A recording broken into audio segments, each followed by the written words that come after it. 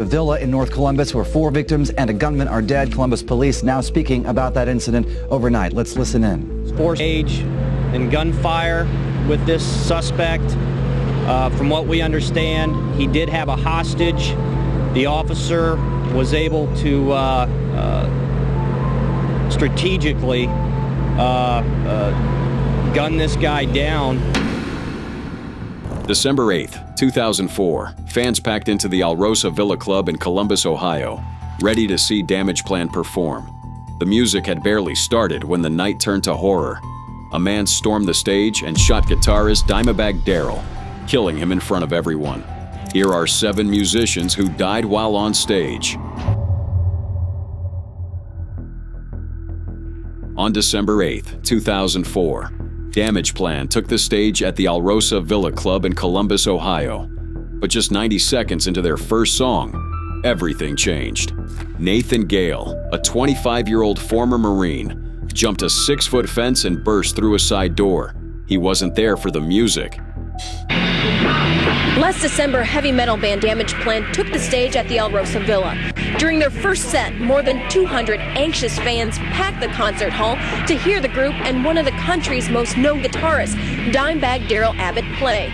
Gale stood over 6 feet tall, weighed more than 250 pounds, and wore thick glasses with a Columbus Blue Jackets jersey.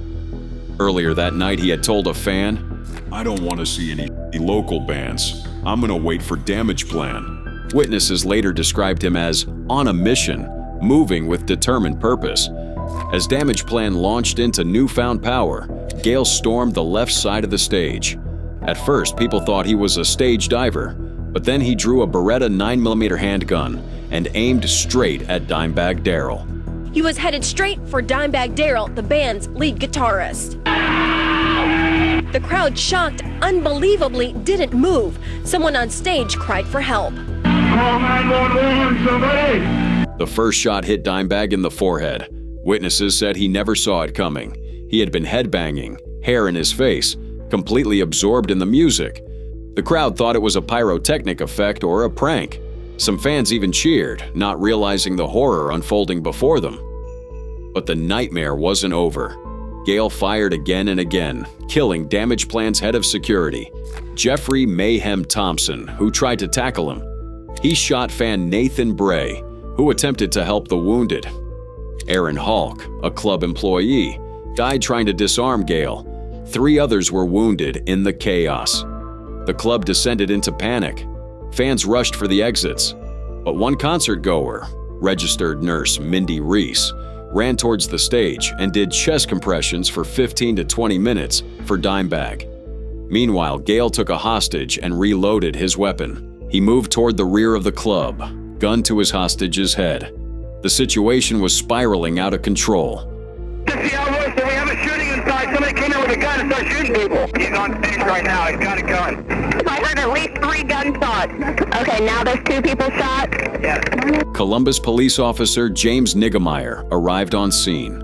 He was alone, carrying only a 12-gauge Remington shotgun. He moved through the backstage area, past amplifiers, toward the source of the chaos. From 20 feet away, he saw Gale with his captive. With one precise shot, Niggemeyer ended Gale's rampage. The hostage was saved, but the damage was done. 4 lives were gone, including Dimebag Darrell, a man considered one of the greatest metal guitarists of all time. Vinnie Paul was describing what he saw happen to his brother. He said he saw a guy who he described as looking like a police officer coming up on stage and shooting his brother 3 or 4 times in the back of the head. Vinnie Paul, Dimebag's brother and bandmate, later described the last moments they shared. Our code word to let it all hang out and have a good time was Van Halen, man. And that's the last 2 words we ever said to each other. In the aftermath, questions swirled about Gale's motive.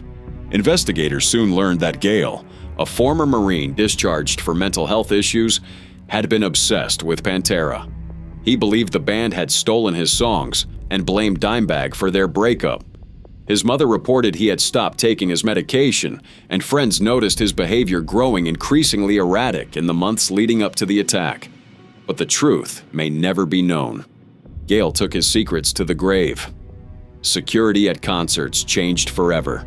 The Alrosa Villa was later demolished. Dimebag was buried in a Kiss casket with Eddie Van Halen's original black and yellow striped guitar by his side. But his legacy endures. Dimebag Darrell revolutionized metal guitar. His influence reaches across genres and generations. His tragic death serves as a grim reminder of the dangers facing performers, and his music, that powerful driving force, lives on. Over the years, people have tried to remember not just the violence, but the passion and creativity that defined Dimebag Darrell's life. His story is a warning, a lesson, and a tribute to the enduring power of music.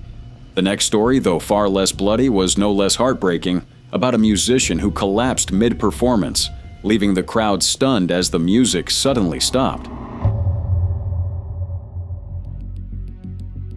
On July 1, 1999, Mark Sandman, frontman of the band Morphine, was in Portugal for the Alive 99 Music Festival. Just 2 days before his untimely death, Sandman sat down for what would have become his final press conference, unaware of the tragic fate awaiting him. As the cameras rolled, Sandman greeted the press with a relaxed smile and an easy, approachable tone. Good morning. We went out last night. Stayed up pretty late. We can see that. Because of the time zones, you know. You have to make yourself stay out late first night. But this wasn't just another press conference. The knowledge that Sandman would be gone within 48 hours cast a haunting shadow over every word and gesture. His demeanor, relaxed, confident, and fully engaged, stood in stark contrast to the tragedy that would soon unfold. After the interview, Sandman and his bandmates walked backstage, preparing for what would have become one of his final performances. The atmosphere was charged with anticipation, but no one could have predicted the historical significance these moments would soon hold. As Morphine took the stage, Sandman's unique presence immediately commanded attention. The band delivered a powerful and passionate performance, showcasing the chemistry and energy that define their music. Watching that footage later, every note carried extra weight. The knowledge that these would be some of Sandman's final moments performing for a live audience added a layer of poignancy to every chord. At the end of the set, Sandman raised his hand to the crowd, acknowledging their applause before walking off stage. This simple gesture, captured on video, served as a poignant farewell from an artist who had always valued his connection with the audience above all else. 2 days later, on July 3, 1999, Mark Sandman collapsed and died of a heart attack while performing with Morphine in Palestrina, Italy. He was just 46 years old. His death was attributed to heavy stress and the sweltering 99-degree heat of that fateful night. Sandman's passing sent shockwaves through the music world. Morphine immediately disbanded, marking the end of an era for their unique brand of blues-infused rock. But Sandman's influence extended far beyond his own band. His innovative approach to the bass guitar and his distinctive vocal style inspired countless musicians, including Les Claypool, Mike Watt, and Josh Homme. The legacy Sandman left behind is both musical and personal. His former studio, High End Dry, became a commercial record label dedicated to supporting Boston-area artists. The Mark Sandman Music Education Fund, later renamed the Mark Sandman Music Project, was established to give children in the Cambridge and Boston area opportunities to learn musical instruments.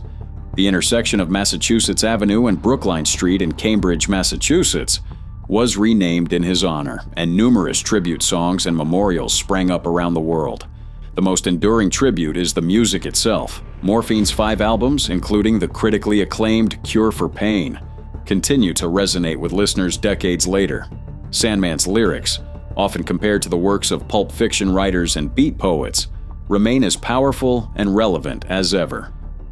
If you thought Mark Sandman's story was haunting, wait until you hear what happened when another performer suddenly fell while electrifying a crowd, and what seemed like a stumble turned into a heartbreaking final moment.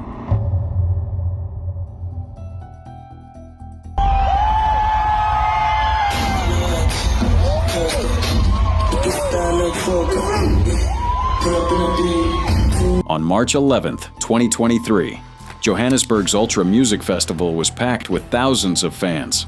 South African rapper Costa Titch, known for his explosive Amapiano sound, dominated the stage that night. The crowd's energy was electric, feeding off Costa's signature dance moves and hard-hitting verses. But beneath the surface, something was dangerously wrong. Costa, real name Konstantinos Tsobanoglu, had become a rising star in South Africa's hip-hop scene. His hit single Big Flexa racked up more than 45 million views, and his signing to Akon's Convict Culture label cemented his status as a local legend. At Ultra, he was the headlining act, ready to make history. But as the set progressed, signs of distress began to appear. Costa stumbled briefly but continued performing. The crowd thought nothing of it. Artists sometimes stumbled or lost their balance. But this was different.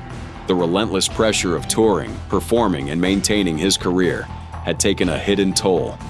Costa's first stumble was brushed off, and a fellow performer rushed to his side, helping him back up. Determined to finish his set, Costa grabbed the microphone and tried to rally. The music industry is brutal about showing weakness. He wasn't about to let his fans down. But the second stumble and collapse was different. Costa fell hard behind the stage barrier. Stage crew and emergency staff rushed to his side as the music faded, and the crowd's cheers turned to horrified screams. The vibrant performer, who brought so much joy to his fans, was gone. Witnesses described the moment as surreal. 1 second, Costa was rapping and dancing. The next, he lay motionless. In those chaotic minutes, nobody knew what was happening. A star was dying before their eyes. And then he suddenly passed out. But his family, took to social media to announce his death, saying that it's with deep pain that we find ourselves having to acknowledge his passing at this time. The tragedy struck just weeks after the murder of Costa's friend and fellow rapper, AKA. The South African music scene was already in mourning, and Costa's death compounded the sense of loss. He was a galvanizing force in the Amapiano movement, blending hip-hop, dance, and traditional African sounds. Costa's career had started as a backup dancer, but his relentless work ethic propelled him to the top of South Africa's music industry. He won awards for Best Collaboration and Best Remix at the South African Hip Hop Awards for Nkalakatha with Ricky Rick and AKA. His partnership with Akon on the Convict Culture label promised international success. In the days following his death, speculation ran wild. Some blamed exhaustion, others suspected foul play or drugs. But the truth would take months to emerge as pathologists worked to uncover what really happened that night. The official autopsy revealed a harsh reality. Costa Titch's heart was under significant strain, likely from prolonged stress and fatigue. The relentless schedule, constant travel, and pressure to perform had pushed his body past its limits. The final blow was an irregular heartbeat that triggered a fatal seizure. In the end, Here was no evidence of drug use or foul play, just the brutal truth of a life lived at full speed. The industry's demands had claimed another victim. But it's important that we take care of our health. This should be the message. Our hearts and our prayers are with the family of this amazing talent and rapper, and I think that the world would miss him. His death sparked a national conversation about artist welfare and the hidden dangers of the music industry. Fellow performers spoke out about the pressure to keep performing, even when exhausted or unwell. The tragedy became a catalyst for change, an urgent reminder that even the strongest performers have limits. Costa Titch's influence went far beyond his music. He broke down barriers in South Africa's music scene, blending genres and cultures. His legacy lives on through the artists he inspired and the fans who still celebrate his work. But the industry lost more than just a talented performer. Costa's death highlighted the invisible toll that fame and success can take on artists. The relentless drive to create, perform, and stay relevant can destroy even the brightest stars. Costa's death at just 28 years old was a sobering reminder of how fleeting life can be. The next musician's end, however, came in the middle of a different kind of tragedy, one that unfolded in front of an entire audience. Now, the guitarist is among the 100 victims who died 10 years ago tonight. On February 20th, 2003, when Tai Longley took the stage at the Station nightclub, He was expecting another routine night as Great White's guitarist, but less than a minute into their set, his world and the lives of countless others would change forever. Longley was the only member of the band who didn't make it out alive. For years, rumors circulated about his final moments. Some claimed he went back to grab his guitar. Others said he was helping fans escape. The truth, pieced together from witness accounts, reveals a man caught between the rock star life he loved and the tragic reality unfolding around him. Born in Brookfield, Ohio, Ty Longley lived for music from a young age. His mother, Mary Pat Fredrickson, remembered him as a prankster with a quick wit, always pulling some kind of stunt or practical joke. But when it came to playing guitar, he was all business, practicing for hours on end, even falling asleep with his instrument in hand. His journey to Great White wasn't a straight path. Longley played in local bands like Naked Alibi and Typhoon, toured Midwest motels with Scene of the Crime, entertained Japanese rock fans with Seduction, and even performed for American troops stationed in South Korea with Upper Level. Each step brought him closer to his dream of playing alongside his hero, Mark Kendall, the very guitarist whose band he would ultimately join. In February 2003, Longley found himself performing with Great White during their ill-fated tour. He was newly married and about to become a father, with his wife Heidi 3 months pregnant. That night at the station, he was excited about the future, unaware that his own would be cut tragically short. The band had just started playing. Ironically, the man taking these pictures was shooting a video about safety at pop venues. Then the pyrotechnics ignite the ceiling. The cameraman is already backing away, but most of the audience still think that they're witnessing a stunning display. The fire broke out just seconds into their opening song, Desert Moon. While most of the band and crew escaped through a fire exit near the stage, Longley didn't make it out. Witnesses later reported seeing him helping fans toward exits instead of saving himself. His actions in those final moments remain a testament to his character. The official death toll from the station fire would reach 100, with Longley as one of its most high-profile victims. His loss sent shockwaves through the music community and left a void that could never be filled. For his family, the tragedy was twofold. Longley's son, AC, would be born 6 months after the fire, never knowing his father except through stories and memories shared by others.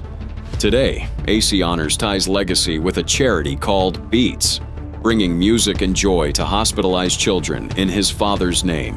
I do it to help the kids in the hospital and to do this in memory of my father. As the years pass, his memory lives on, not just in the music he played, but in the lives he touched and the family he left behind. For those who knew him best, Ty Longley will always be remembered as the guitarist who played his heart out and gave everything, even when the stage lights went dark for the final time. Looking down on me saying, oh wow, like my son is doing this charity so people could remember me. And Ty Longley's story is more than just a footnote in a tragic event. It's a reminder of the human cost behind every statistic and the enduring power of music to connect generations, even when separated by unspeakable loss. Longley's death came in the middle of a terrifying inferno, where music was drowned out by panic and flames. In contrast, the next tragedy struck suddenly and without warning, right in the middle of a heartfelt performance. He was a class act. I mean, he was never forgot where he came from, and he was so humble and such a great guy. On February 22, 2006, tragedy struck during a Geither Gospel cruise aboard the MS Zuiderdam. Anthony Berger was performing alongside Bill and Gloria Geither when he suddenly collapsed at the piano. His hands clenched into fists over the keys, and fellow artists rushed to his aid. Despite 45 minutes of CPR by the ship's emergency team, Anthony could not be revived. He was only 44 years old. Born June 5, 1961, in Cleveland, Tennessee, Anthony's journey to becoming a Southern gospel legend seemed unlikely from the start. At just 8 months old, he suffered third-degree burns on his hands, face, and legs after falling into a heating duct. Doctors told his parents he'd never move his hands again. By the age of 3, Anthony was playing The Old Rugged Cross on the piano. His remarkable recovery and prodigious talent soon landed him at the Cadet Conservatory, where he became their youngest ever student at just 5 years old. Being behind the scenes, I realized it was all about him, whatever it took to give him what he needed to be able to give his all to the people. As a teenager, Anthony joined the Kingsmen Quartet at only 16. His extraordinary skill quickly earned him recognition, and he was voted favorite pianist in the Singing News Fan Awards for 10 consecutive years. The award was eventually renamed the Anthony Berger Award in his honor. These accolades didn't change his character. He remained humble, grounded, and deeply committed to his craft and audience. Anthony's career spanned over 3 decades. He recorded numerous albums, performed at the White House, and played at several Billy Graham crusades. Behind the scenes, Anthony's wife Lori played a crucial role in supporting his ministry.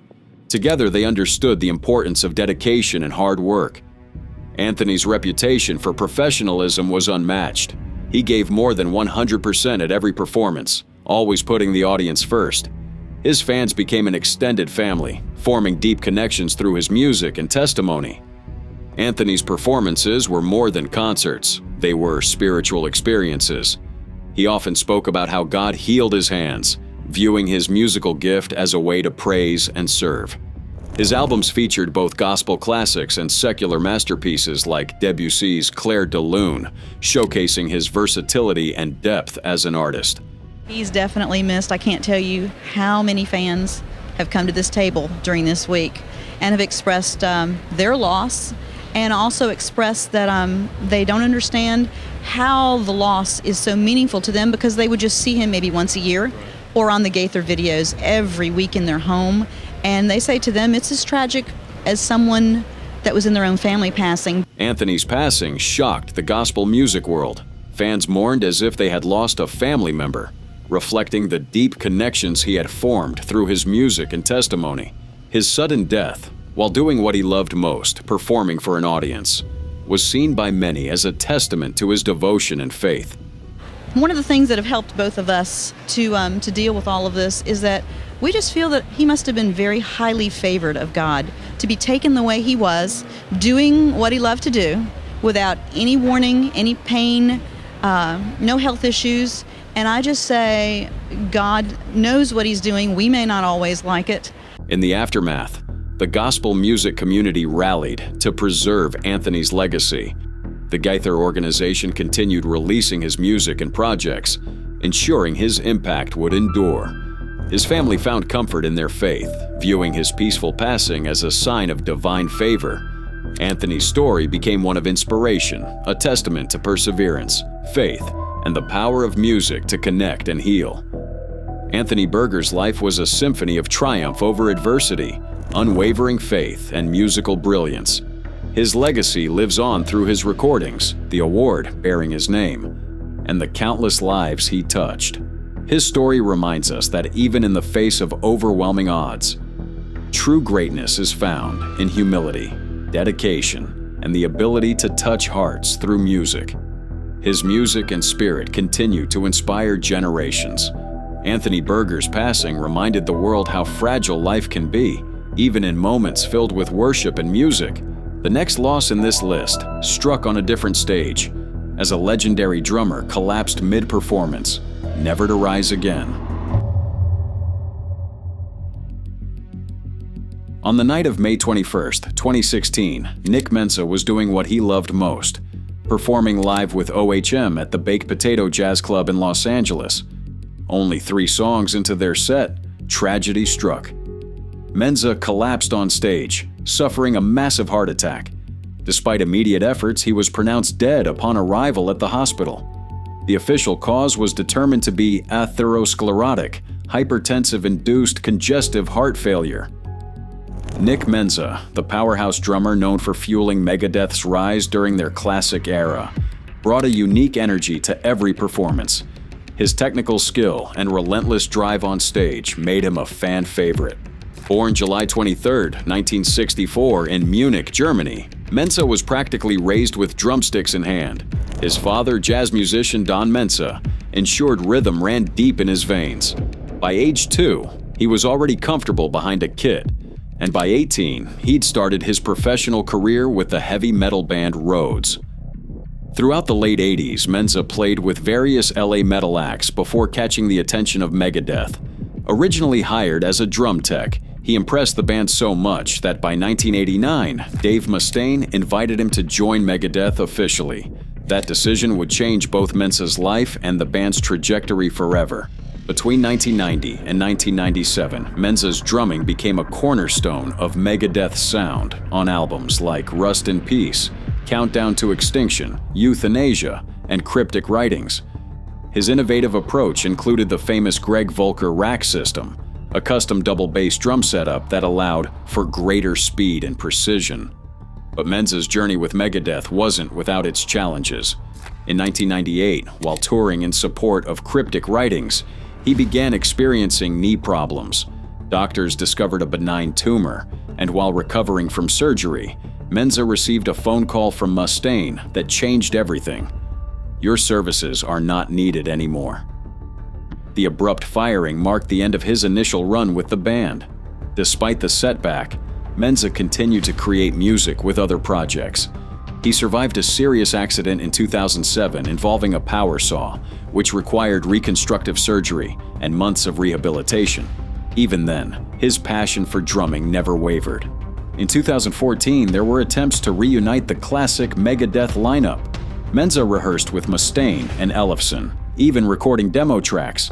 However, contract disputes and creative differences prevented a full reunion. Still, Menza remained active in the music scene, joining the jazz fusion band OHM in 2015 and producing for other artists. Well, I'm not going to lie about Nick Menza today. Hearing the news, it's pretty rough. Immediately my heart sank.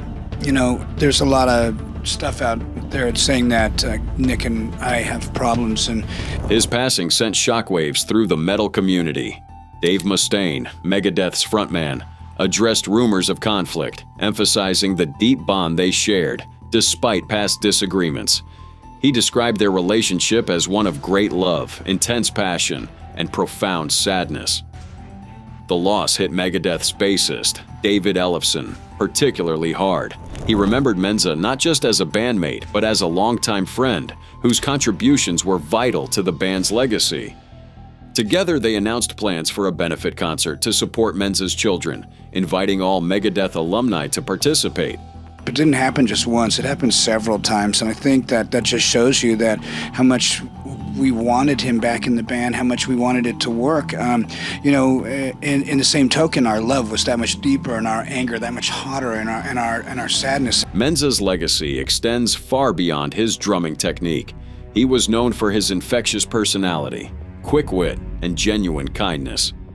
Fans remember him for taking time to connect with them, always willing to sign autographs or share a laugh. His influence lives on through the albums he helped create, inspiring countless drummers worldwide. The planned benefit concert became a celebration of his life and impact on the metal community.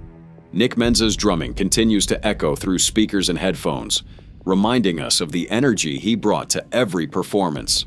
Though his life ended on stage, it was doing what he loved most, playing music for an audience that appreciated every beat. As Megadeth's Dave Mustaine said, "Our love was that much deeper, and our sadness that much more profound." Nick Menza's legacy remains a testament to the impact one musician can have, not just on a band, but on an entire generation of fans and fellow artists. Menza's sudden death on stage left fans stunned, watching in disbelief as the music came to a halt. Coming up next, another icon would meet a similar fate, collapsing before a devoted audience while performing the songs that made him beloved. Congolese musician Papa Wemba has died. Papa Wemba collapsed while performing at a music concert in Abidjan, Ivory Coast. On April 24, 2016, he lights burned bright over Abidjan's Femua Festival as Papa Wemba delivered what would have become his final performance. Just moments after electrifying the crowd with his signature energy, the king of rumba rock collapsed behind his backup dancers, turning the night from celebration to tragedy. Those few seconds changed everything. The man who brought African, Cuban, and Western sounds together had fallen silent, his voice cut short at just 66 years old. The show didn't just stop. The entire music world felt the impact. Confusion swept across the stage as his bandmates rushed to his side. Audience members and fellow performers alike were frozen in shock, unable to comprehend what they'd just witnessed. This wasn't just another headline, it was the loss of a cultural icon right in front of their eyes. Papa Wemba wasn't just a singer, he was a pioneer. His career spanned over 40 years, beginning in the late 1960s, and he became the heartbeat of modern Congolese music. His unique blend of African rhythms and Western influences created a sound that resonated across continents. But his influence didn't stop at music. He was a fashion icon, the driving force behind the Sapeur movement, inspiring generations to embrace style and self-expression. Wemba was known in the Democratic Republic of Congo as the King of Rumba Rock. His powerful voice, his bold fashion, and his innovative spirit made him a legend. He inspired countless artists, collaborated with international stars like Peter Gabriel, and brought African music to the world stage. His journey wasn't always smooth.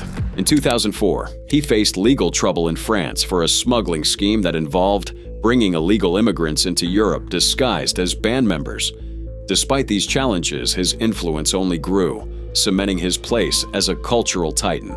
As news of his death spread, the world responded with an outpouring of grief and respect. During his burial, the Congolese president, Joseph Kabila, was in attendance. The Congolese president, Joseph Kabila himself, came in and awarded Papa Wemba with the highest title. The mourning wasn't limited to dignitaries. Thousands of ordinary citizens gathered outside the parliament, watching the tribute on massive screens, united in their sorrow. His funeral became a national event, drawing massive crowds from all corners of the country. A sea of mourners, young and old, rich and poor, all united in their grief, were present. His body was carried through the streets of Kinshasa, followed by thousands who came to pay their final respects. Musicians, politicians, and ordinary fans shared their memories and gratitude. He contributed a lot to my life. He contributed to Congolese music.